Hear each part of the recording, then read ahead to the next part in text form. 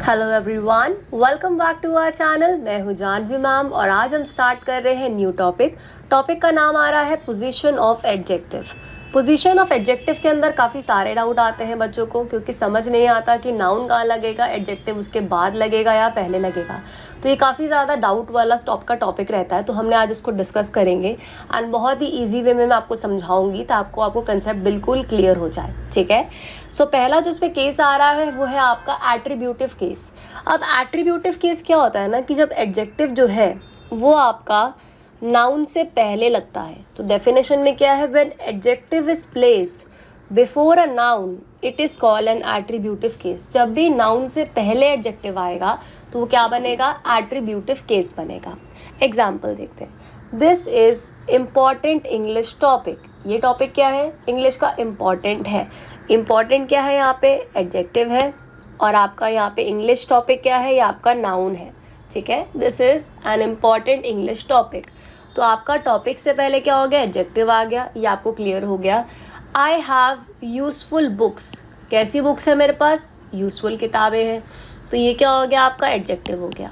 तो ये तो इजी से समझ आ गया एकदम कि नाउन से पहले एडजेक्टिव आएगा तो उसे क्या बोलेंगे, उसे हम एट्रीब्यूटिव केस बोलेंगे। ये मैं इसलिए समझा रही हूँ, भी इसके आगे इसका आपका सब पार्ट आएगा जो कंफ्यूज करेगा आपको। ठीक है। अब पोस्ट पॉजिटिव केस क्या होता है और पोस्ट मॉडिफाई केस क्या होता है। ठीक है। जब एडजेक्टिव जो है नाउन के बाद आता है तो उसे हम कहते हैं आपका पोस्ट पॉजिटिव केस या फिर पोस्ट मॉडिफाई केस। एग्जाम्पल देख लेते हैं। This is important English topic for all competitive exams. ये कैसा है topic, English topic, important English topic है। तो यहाँ पे आप क्या देख पा रहे हो, यहाँ पे आप देख रहे हो ये एडजेक्टिव दिया हुआ है, ये नाउन दिया है और आगे लिखा है फॉर ऑल कॉम्पिटिटिव एग्जाम। अब सेकेंड एग्जाम्पल को देखो। This English topic is important for all competitive exam. कौन सा वाला सही है, पहला वाला सही है या दूसरा वाला सही है? कमेंट करके बताओ नीचे, आपको क्या लग रहा है, पहला वाला ऑप्शन ठीक लिखा है या दूसरा वाला ऑप्शन ठीक है या फिर दोनों सही है? बताओ, 2 मिनट लो, इसके पीछे एक कंसेप्ट है। अब देखो, this is important English topic for all competitive exam. यहाँ पे आपने एडजेक्टिव के बाद नाउन देखा। This English topic is important, ये एडजेक्टिव आ गया, फॉर ऑल कॉम्पिटिटिव एग्जाम। अब सेंटेंस में अगर कुछ एक्स्ट्रा वर्ड्स दे रखे हैं, ये लास्ट में ये एक्स्ट्रा वर्ड्स आ रहे हैं। ठीक है, ये एक्स्ट्रा वर्ड्स है लास्ट में जो आपका मीनिंग से कंप्लाई नहीं कर रहे वर्ड के। जैसे अगर मैं आपको ब्रेक करके दिखाऊं तो देखो, अब मैंने क्या बोला, फॉर ऑल कॉम्पिटिटिव एग्जाम्स के बारे में, क्या ये इम्पॉर्टेंट है, और यहाँ पर देखो for all competitive exams English topic. तो सेंस किस पे बैठ रहा है, सेकंड वाले बैठ रहा है ना, कि मैं इंग्लिश टॉपिक के बारे में क्या बताना चाह रही हूँ कि जो ये इंग्लिश टॉपिक है ये इम्पॉर्टेंट है सारे कॉम्पिटिटिव एग्जाम के लिए। तो कॉम्पिटिटिव एग्जाम के लिए क्या इम्पॉर्टेंट, ज़रूरी, और यहाँ पे कॉम्पिटिटिव एग्जाम के लिए क्या, बस इंग्लिश टॉपिक। तो पहले में तो कोई सेंस बन ही नहीं रहा। तो जब भी आपका कुछ यहाँ पे एक्स्ट्रा वर्ड आएंगे और वो सेंस नहीं बनाएंगे सेंटेंस के अंदर, तो आप उसके अंदर कभी भी एट्रीब्यूटिव केस का यूज़ नहीं कर सकते, यानी एडजेक्टिव प्लस नाउन का यूज़ नहीं कर सकते। आप उसके लिए हमेशा ये वाला यूज़ करोगे, नाउन के बाद adjective, that is your post positive case. ये पोस्ट पॉजिटिव केस है, इसका यूज होगा। एक और एग्जांपल देती हूँ, समझ आएगा बेटर आपको। Akbar was a famous king for his wisdom. For his wisdom last पे दिख गया तुम्हें, फॉर हिज विजडम यहाँ भी है। अब फॉर हिज विजडम के लिए क्या, किस चीज़ के लिए, विजडम के लिए क्या, फेमस था ना, अपने ज्ञान के लिए फेमस था ना। तो फेमस आ गया, यहाँ पे सेंस बैठ रहा है। फॉर हिज विजडम के लिए क्या, फेमस। फॉर हिज विजडम के लिए किंग, बस कुछ नहीं, कोई सेंस नहीं है। और यहाँ पे क्या दे रखा है, फेमस के बाद किंग दे रखा है, एडजेक्टिव के बाद आपको नाउन दे रखा है। तो आपको बताया मैंने कि जब भी एंड में एक्स्ट्रा वर्ड आएंगे और वो मीनिंग से अगर कंप्लाई करेंगे तो आपका क्या आएगा, पहले आपका नाउन आएगा फिर आपका एडजेक्टिव आएगा। तो ये वाला ठीक है और ये वाला गलत है, बट जब आप इसे रीड करते हो, आपको जब लॉजिक नहीं पता होता तो आप उसे सही करके आ जाते हो। ठीक है। सो अगर आपके एंड में कुछ सेंटेंसेस बड़ा सा है, आगे कुछ और दे रखा है, तो उसे पढ़ के देखो कि वो किससे रेफर कर रहा है, उसका क्या रिलेशन बैठ रहा है सेंटेंस में। तो फॉर हिज विजडम के लिए क्या हुआ, फेमस था, अपने ज्ञान के लिए फेमस था, तो इसीलिए हमेशा नाउन के बाद एडजेक्टिव आता है। मैंने यहाँ पे नोट डाल रखा है, when extra words come to explain meaning of adjective. Adjective के मीनिंग को एक्सप्लेन करने के लिए ये कुछ एक्स्ट्रा वर्ड्स आते हैं, then post positive case is use. Post positive का मतलब आपका नाउन के बाद एडजेक्टिव आएगा। ये था आपका डिफ़िकल्ट टॉपिक जो लोगों को समझ नहीं आता और आपको समझ आ गया है। जब भी सेंटेंस पढ़ के देखो एंड में कुछ एक्स्ट्रा वर्ड आ रहे हैं, नाउन एडजेक्टिव का केस दे रखा है।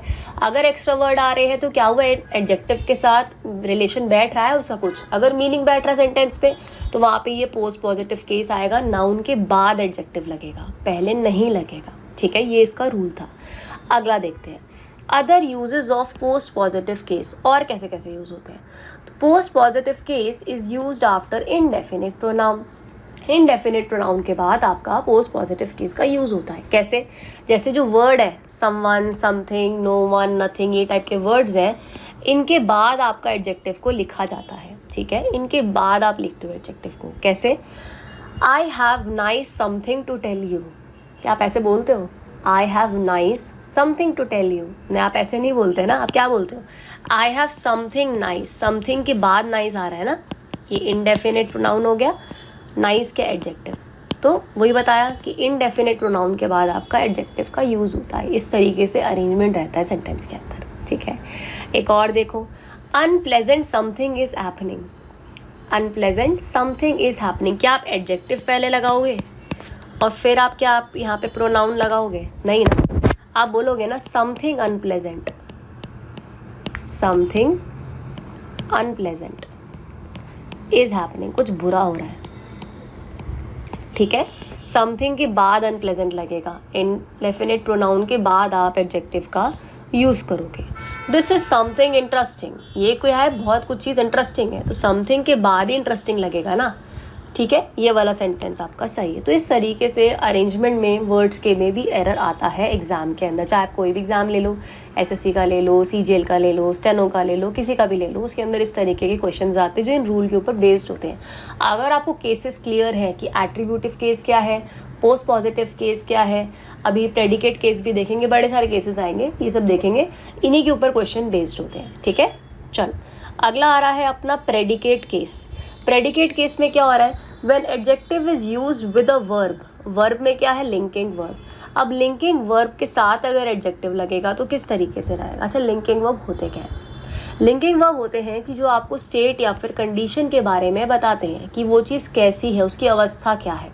ठीक है, they don't describe any action like eat, jump, right, read etcetera. मतलब वो किसी क्रिया के बारे में नहीं बताते, वो सिर्फ आपको उसके स्टेट के बारे में, कंडीशन के बारे में बताते हैं। ठीक है, तो इसलिए हमेशा लिंकिंग वर्ब के बाद आपका प्रेडिकेट केस का यूज़ किया जाता है। कॉमन लिंकिंग वर्ब्स अब कौन कौन से हैं देख लेते हैं। कॉमन लिंकिंग वर्ब्स होते हैं जो नॉर्मल अपने हेल्पिंग वर्ब्स होते हैं, is, am, are, was, were, being, be के फॉर्म। ठीक है, वही मैंने यहाँ पे दे रखा है। तो यहाँ पे क्या लिखा हुआ है, रूबी इज़ ब्रेव। इसके बाद क्या है आपका, ये लिंकिंग वर्ब के बाद एडजेक्टिव आ रहा है, तो ये आपका एग्जाम्पल हो गया। ठीक है, लिंकिंग वर्ब के बाद एडजेक्टिव।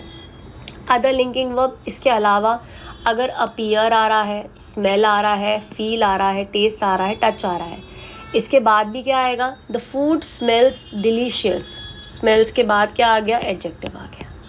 तो यहाँ पे इस तरीके से भी यूज़ हो सकता है लिंकिंग वर्ब। ये वाले के बाद भी आप एडजेक्टिव का यूज़ कर सकते हो, खाली इज, एम, आर, वॉज, वर के बाद ज़रूरी नहीं, इसके बाद भी आपका एडजेक्टिव का यूज़ होता है। ठीक है, सो ये यहाँ तक समझ आ गया।